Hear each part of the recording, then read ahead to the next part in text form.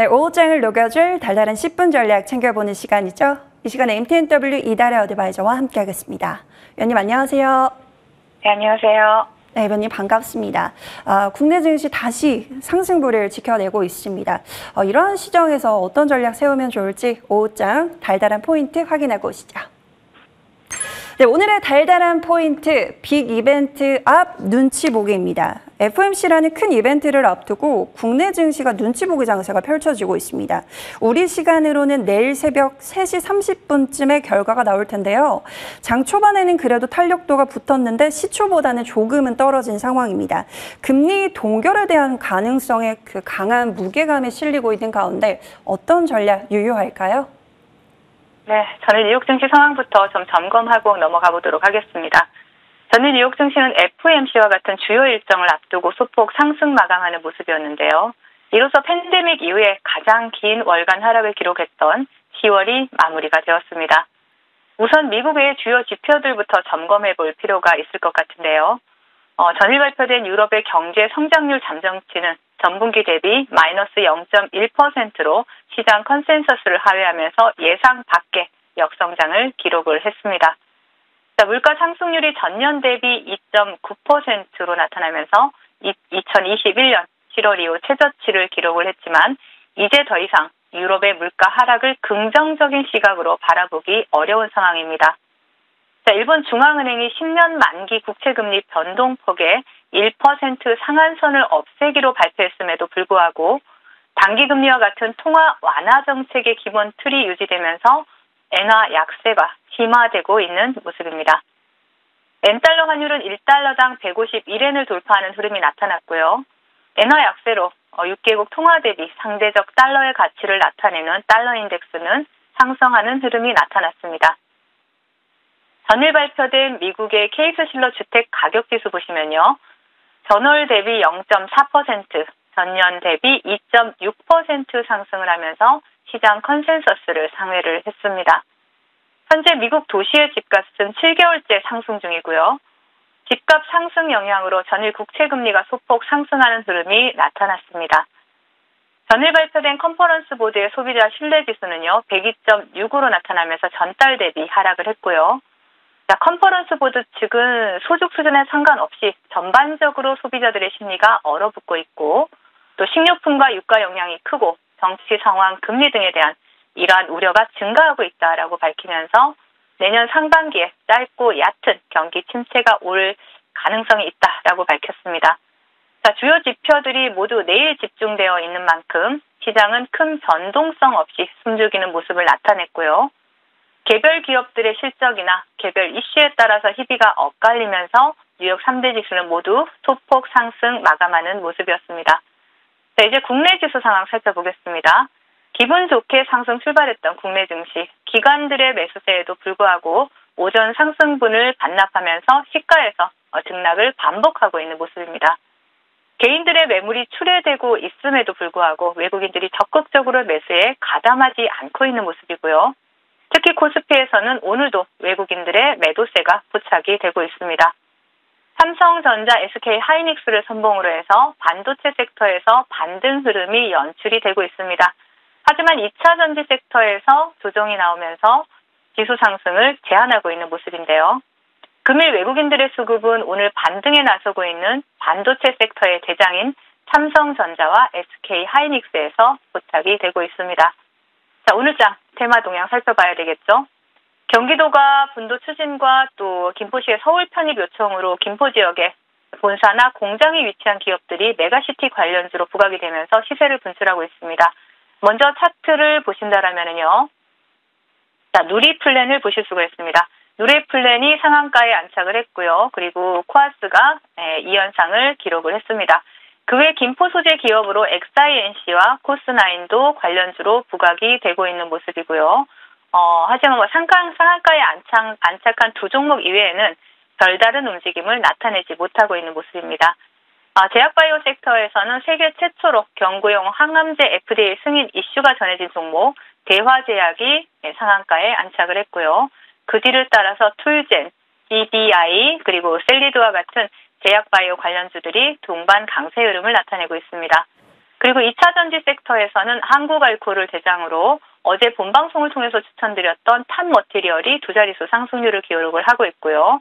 그리고 STX 그리고 제이오가 테마를 형성하고 좋은 흐름을 나타내고 있습니다. 자, 오늘 반등에 성공하고 있는 반도체 섹터 또한 좋은 흐름 나타내고 있는데요. 오늘 대장은 진영이죠. 진영이 두 자릿수 상승률을 기록하면서 대장이고요. 그리고 픽셀 플러스, 워트, BCNC와 같은 반도체 관련주들 또한 동반 강세 흐름을 나타내고 있습니다. 그 화장품 관련주인 청담글로벌 그리고 빈대 관련주로 전일 상한가에 안착했던 경남제약이 어제 상한가에 이어서 오늘도 좋은 흐름을 나타내주고 있고요.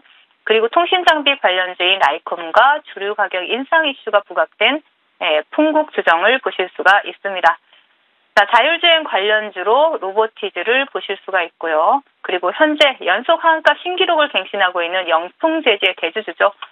대한금속이 강세 흐름을 나타내고 있지만 금일 역시 테마시장 거래대금이 부족하고 또 개인들이 쉽게 접근할 수 있는 이러한 강력한 테마는 형성되지 못하고 있다라고 테마 동향 정리를 해드리겠고요. 그리고 시장 대응 전략 드리도록 하겠습니다. 오늘 밤 향후 증시의 방향성을 결정할 수 있는 이벤트들이 몰려있죠. 가장 큰 이벤트는 물론 FOMC겠죠. 하지만 FOMC에 앞서서 미 재무부의 기간별 채권 발행 규모 발표가 있고요. 또 이미 이번 FOMC에서 금리 동결이 확실시되고 있는 만큼 현재 채권 시장은 FOMC보다도 재무부의 발표에 촉각을 곤두세우고 있는 모습입니다. 또한 노동시장과 관련된 ADP 민간 고용 보고서와 또 졸출 보고서가 발표가 되고요. 또 ISM 제조업 지수 또한 발표가 되게 됩니다. 현재 시장의 관심이 온통 채권 금리에 쏠려 있어서 노동시장과 관련된 지표들의 관심이 좀 덜할 수는 있겠습니다. 하지만 노동시장 또한 직간접적으로 채권 금리에 영향을 미칠 수 있는 지표들이기 때문에 오늘 밤 뉴욕 증시의 변동성은 극대화될 것으로 보여집니다. 항상 말씀드리지만 불확실성에 베팅할 필요는 없습니다. 우리나라 지수도 저점을 잡아주는 듯하지만 아직 수급 상황이 좋지 못하기 때문에 어제 말씀드린 대로 이번 주는 시장에서 한 발 물러나서 관망하면서 차분히 시장을 바라보시면 좋을 것 같습니다. 네, 이번 주 시장 하반기를 가를 만한 내용들이 많이 나오는데요. 그때까지는 또 보수적인 관점으로 대응해 보겠습니다. 자, 오후장에 어떤 섹터 공략해 보면 좋은지 확인하고 오시죠. 네, 오늘의 달달한 공략 섹터는 화장품 관련주입니다. 어제 화장품 업계에서 가격 인상 소식을 전하면서 화장품주들 상당히 강했습니다. 앞으로 다가올 광군제라든지 블랙 프라이데이 기대감이 실리고 있는 구간이죠. 추가적인 모멘텀 챙겨볼 게 있을까요? 네, 최근에 대한무역투자진흥공사가 일본 화장품 시장에서 한국 화장품 수입이 급증하고 있다라고 발표를 하면서 화장품 관련주들이 또 시장에서 주목을 받기 시작했습니다. 특히 지난해 30년간 일본 수입 시장 1위를 진행하던 프랑스 화장품들을 꺾고 또 한국 화장품 수입액이 1위에 올랐죠. 아마존 재팬의 메이크업 베스트셀러 아이템에서도 상위 10개 항목 중에 한국 화장품이 3개나 포함되어 있는 상황입니다. 또한 화장품은 대표적인 중국 소비주죠. 11월 11일 중국 광군제를 앞두고 일부 업체들이 할인 행사에 돌입하고 있고 또 매출이 크게 증가한 것으로 나타나고 있습니다. 중국에서의 소비 심리가 개선되고 있고 이 기대감 또한 현재 주가에 반영되고 있는 모습입니다. 그리고 전일 화장품 업계에 따르면 오늘부터 LG생활건강이 일부 품목의 가격을 평균 4~5% 정도 인상할 것이라고 밝혔죠. 이는 글로벌 인플레이션과 환율 변동 등으로 인한 원자재 가격의 지속적인 상승 영향을 제품 가격에 반영한 것인데요. 화장품 업계의 수익성 개선으로 이어질 수밖에 없다라고 보여집니다. 화장품은 경기 동향에 민감하게 반응을 하고 또 동절기에는 화장품의 사용이 증가하죠. 또 하절기에는 또 감소하는 그러한 경향이 있고요. 그래서 계절적인 영향을 많이 받는 섹터입니다.